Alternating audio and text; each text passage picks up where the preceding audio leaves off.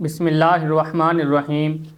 حضرت امیر معاویہ رضی اللہ تعالیٰ عنہ بعثت نبوی کے 5 سال پہلے پیدا ہوئے۔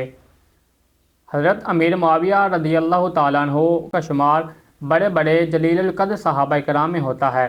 حضرت امیر معاویہ رضی اللہ تعالیٰ عنہ بہت ہی شاندار شخصیت کے مالک تھے۔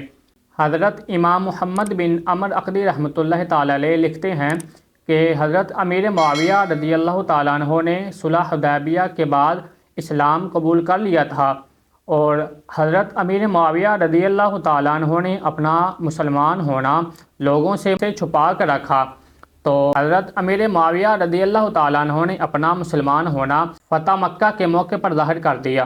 حضرت امیر معاویہ رضی اللہ تعالیٰ عنہ نہایت شاندار شخصیت کے مالک تھے۔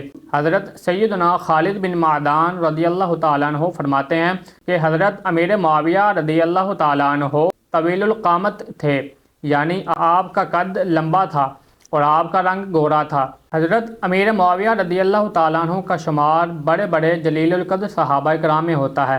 آپ کے مقام و مرتبے کا اندازہ اس بات سے لگایا جاتا ہے کہ حضرت امیر معاویہ رضی اللہ تعالیٰ عنہ کے فضائل اور مراتب کے بارے میں بے شمار احادیث مبارکہ ہیں۔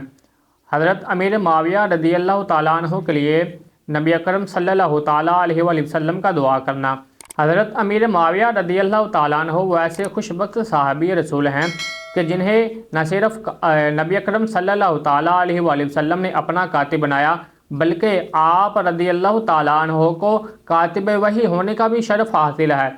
حضرت امیر معاویہ رضی اللہ تعالیٰ عنہ وہ ایسے خوش بخت صحابی رسول ہیں جن کے ہادی اور مہدی ہونے کے بارے میں حضور اقدس صلی اللہ تعالیٰ علیہ وآلہ وسلم نے خود دعا فرمائی۔